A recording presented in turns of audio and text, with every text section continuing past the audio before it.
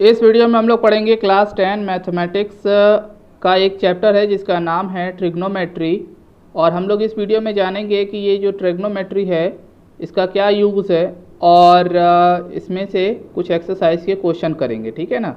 सबसे पहले जानते हैं कि ट्रिग्नोमेट्री क्या होता है। जैसा कि यहाँ डेफिनेशन लिखा हुआ है, it is the study of relationships between the sides and angles of A triangle. यानी यहाँ पर ये कहने की कोशिश कर रहा है कि ट्रिग्नोमेट्री एक मैथमेटिकल टर्म है जिसमें हम लोग किसी ट्रायंगल के एंगल्स और साइड्स के बीच का रिलेशनशिप्स पढ़ते हैं। यानी उनमें आपस में कोई रिलेशन होता है, वो कौन क्रिएट करता है? ट्रिग्नोमेट्री। और उसकी हेल्प से हम लोग उनकी वैल्यूज़ को फाइंड आउट करने का काम करते हैं, ठीक है ना। और एक्चुअल में ये जो ट्रायंगल होता है ये राइट ट्रायंगल होता है और राइट ट्रायंगल में ये ट्रिग्नोमेट्री का यूज़ होता है। क्लियर है। अब इसमें बहुत सारे टॉपिक्स हैं ट्रिग्नोमेट्री में।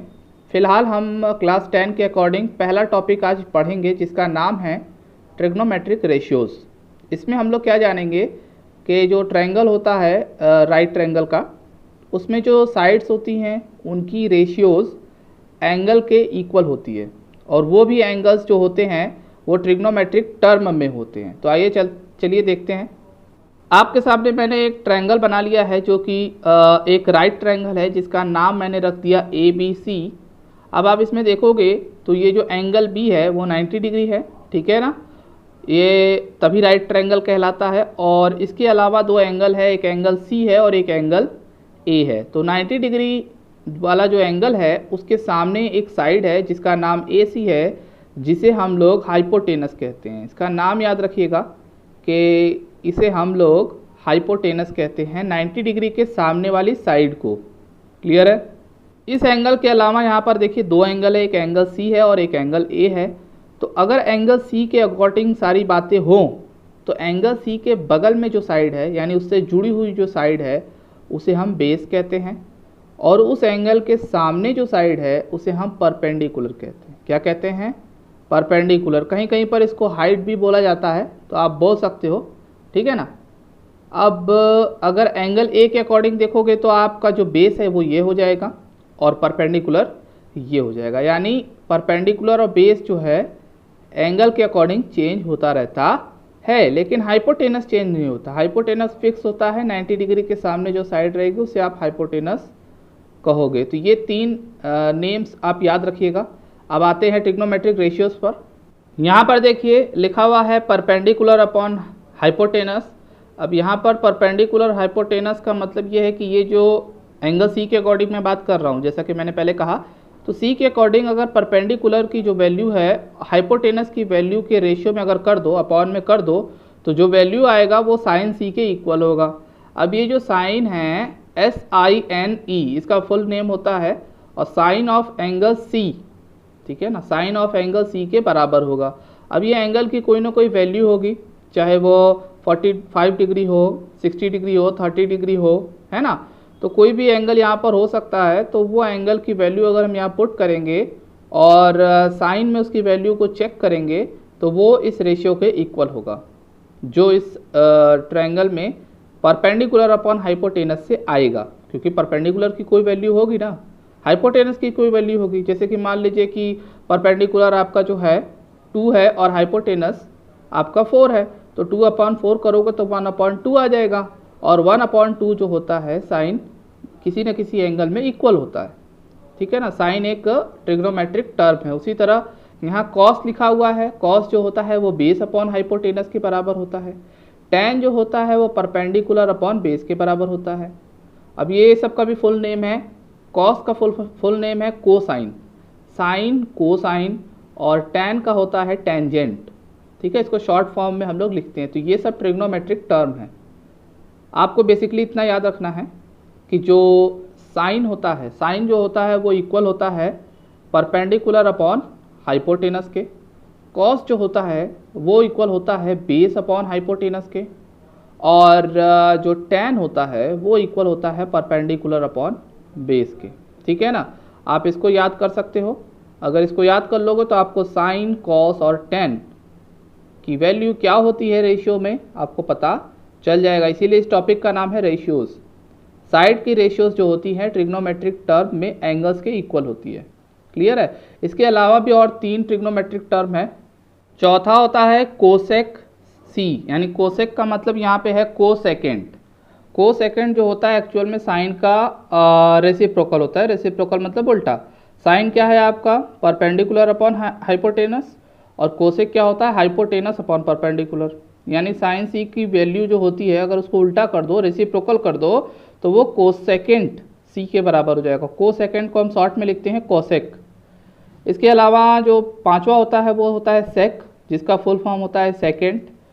तो जो सेक होता है वो कोसेक के इक्वल होता है, जो कि आपका बेस अपॉन हाइपोटेनस होता है, और ये जो हो जाएगा आपका हाइपोटेनस अपॉन बेस हो जाएगा। यानी अगर आप ये 3 याद कर लोगे तो ये 3 तो आपको पता चल ही जाएगा। उसी तरह टेन का जो रेसिप्रोकल होता है वो कॉट होता है। कॉट का फुल फॉर्म है कोटेंजेंट। तो यहाँ पर जो टेन है वो होता है परपेंडिकुलर अपॉन बेस, तो यहाँ पर देखिए बेस अपॉन परपेंडिकुलर। तो ये 6 हैं ट्रिग्नोमेट्रिक टर्म, इससे ज़्यादा नहीं होते हैं, आपको इसी को अच्छे से समझना है। फिलहाल हम लोगों को ये लर्न करना पड़ेगा कि जो साइन होता है वो परपेंडिकुलर हाइपोटेनस के इक्वल होता है, कॉस होता है बेस अपॉन हाइपोटेनस, और टेन होता है परपेंडिकुलर अपॉन बेस। इसको आप लर्न कर लोगे तो साइन कॉस और टेन का याद हो जाएगा। साइन का अपोजिट कोसेक, कॉस का सेक, और टेन का कॉट अपोजिट होता है। तो ये याद रहेगा तो आपको ये तीनों भी पता चल जाएगा। इसको लर्न करना बहुत ज़रूरी है। तो आइए एनसीईआरटी के अकॉर्डिंग एक्सरसाइज 8.1 का क्वेश्चन नंबर 1 देखते हैं। क्वेश्चन लिखा हुआ है in triangle A B C right angled at B, यानी एक ट्रायंगल है आपका ए बी सी जिसमें जो बी है वो राइट एंगल है, जिसमें ए बी की वैल्यू आपको दिया गया है 24, बी सी की वैल्यू 7 दिया गया है, और आपको कुछ डिटरमाइन करने के लिए कह रहा है। तो चलिए बनाते हैं इसमें एक ट्रायंगल ए बी सी जो राइट एंगल ट्रायंगल है। ये रहा ट्रायंगल ए बी सी जिसमें एंगल बी जो है 90 डिग्री का है, और कहा है ए बी जो है वो 24 सेंटीमीटर का है, और बी सी जो है वो 7 सेंटीमीटर का है। आपसे पूछा गया है साइन ए की वैल्यू, कॉस ए की वैल्यू, है ना। तो अगर साइन ए और कॉस ए निकालना है एंगल ए के अकॉर्डिंग, तो आप यहाँ पर देखोगे तो एंगल ए के अकॉर्डिंग ये जो साइड है ये बेस है आपका, ठीक है ना, और इस एंगल के अकॉर्डिंग ये जो सामने वाली साइड है ये परपेंडिकुलर है। लेकिन हाइपोटेनस हमें नहीं पता है ना।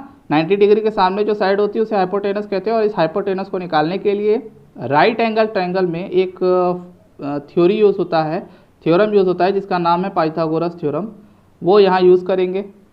इन triangle A B C by Pythagoras theorem, Pythagoras theorem ये कहता है कि जो हाइपोटेनस का स्क्वायर होता है वो परपेंडिकुलर और बेस के स्क्वायर के सम के बराबर होता है। यहाँ देखिए हाइपोटेनस ए सी का square is equal to base A B का square plus perpendicular B C का स्क्वायर। हमने यहाँ फॉर्मूला लिख लिया। अब इसमें वैल्यू पुट करेंगे। ए सी की वैल्यू हमको पता नहीं है तो ए सी को हम ए सी ही रहने देंगे। ए बी की वैल्यू हमको पता है यानी 24 का स्क्वायर, और बी सी की वैल्यू है आपका 7 का स्क्वायर। इसको फटाफट स्क्वायर करेंगे। 24 का स्क्वायर हो जाएगा 576 प्लस 49 का 7 का स्क्वायर हो जाएगा 49। आप इसको ऐड करोगे तो 625 आ जाएगा। अब यहाँ पे देखिए ए सी स्क्वायर है, तो स्क्वायर जब हम यहाँ से हटाते हैं तो यहाँ पे स्क्वायर रूट लगता है, ये आपको पता होगा। अब स्क्वायर रूट से 625 की वैल्यू को अगर फाइंड आउट करेंगे तो वो 25 आ जाएगा। यानी हमने पाइथागोरस थ्योरम से ये पता कर लिया कि जो हाइपोटेनस है वो 25 है। क्लियर है। अब हमें इसमें क्वेश्चन नंबर 1 में ये पूछा जा रहा है साइन ए की वैल्यू। क्या पूछा जा रहा है? साइन ए की वैल्यू। आपको मैंने बताया साइन ए जो होता है वो परपेंडिकुलर हाइपोटेनस के रेशियो के बराबर होता है। परपेंडिकुलर यहाँ पर क्या है? अगर एंगल ए के लिए देखा जाए तो एंगल ए के लिए जो परपेंडिकुलर है वो 7 है, तो यानी इक्वल टू 7 आ जाएगा। और हाइपोटेनस क्या निकला है? 25। तो ये देखिए आपकी वैल्यू आ गया साइन ए का। उसी तरह आपसे यहाँ कॉस ए पूछा जा रहा है, तो कोई दिक्कत नहीं है। आपको याद होना चाहिए बस कि कॉस ए जो होता है वो बेस अपॉन हाइपोटेनस के इक्वल होता है।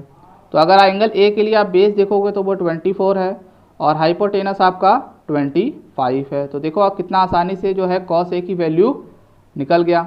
इसी तरह सेकेंड क्वेश्चन में आपसे पूछा जा रहा है साइन सी, ठीक है ना। अब देखो एंगल चेंज हो गया। अब एंगल ए की बात नहीं कर रहा है, एंगल सी की बात कर रहा है। तो जैसा कि मैंने आपको बताया कि अगर आप एंगल चेंज करोगे तो परपेंडिकुलर बेस चेंज हो जाते हैं। सी के लिए अब ये बेस हो गया है, सी के लिए कौन बेस है? बी सी, और परपेंडिकुलर कौन है? A B. तो इसको ध्यान रख के करिएगा। अब सी के लिए अगर बात करें फॉर्मूला तो यही होता है परपेंडिकुलर अपॉन हाइपोटेनस, लेकिन परपेंडिकुलर सी के लिए कौन है भाई, ए बी है, तो जिसका वैल्यू है 24 और हाइपोटेनस क्या है 25, है ना। देखो वैल्यू चेंज हो गया क्योंकि एंगल चेंज हो गया है। उसी तरह अगर आपसे कॉस सी पूछा जाएगा तो सी के लिए आपका बेस चेंज हो चुका है। सी के लिए अगर आप देखोगे तो बेस आपका यही है 7, है ना। सी के लिए बेस जो लाइन जुड़ी होती है वही होता है, तो ये हो जाएगा 7 अपॉन हाइपोटेनस यानी 25। ये रहा आपका पहला क्वेश्चन। आई होप आपको ये क्वेश्चन समझ में आ गया होगा। इसके नेक्स्ट वीडियो में हम लोग इसी तरह के आगे के क्वेश्चन करेंगे। अगर आपको ये क्वेश्चन आया है तो आप सेकंड वाला भी कर सकते हो, थर्ड वाला भी कर सकते हो अगर आपको ये आया हो तो। नहीं आया कोई बात नहीं, हम लोग नेक्स्ट वीडियो में सारे क्वेश्चंस को करेंगे। इस वीडियो में बताई गई बातें अगर आपको समझ में आ गई हो तो वीडियो को लाइक कर दीजिएगा, चैनल को सब्सक्राइब कर लीजिएगा। हम लोग मिलेंगे नेक्स्ट वीडियो में।